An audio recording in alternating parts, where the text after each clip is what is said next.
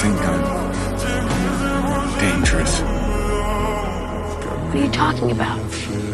The way the scientists look at me, I can tell they're afraid.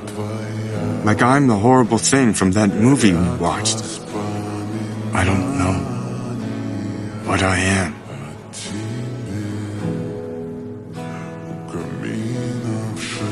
You're my friend. And you can do or be anything you want. Not because of your powers, but because of who you are. In here. I don't know what I'd do without you.